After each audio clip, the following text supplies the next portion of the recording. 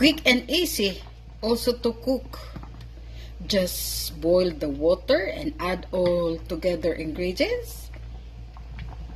Because the soybeans paste, it's also tasty already. It's like salty flavor.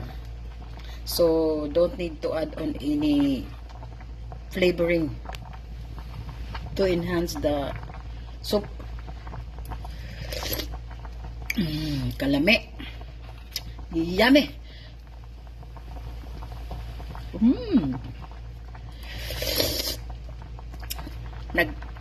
While I'm tasting, tastes good. See, look at that. So much boiling.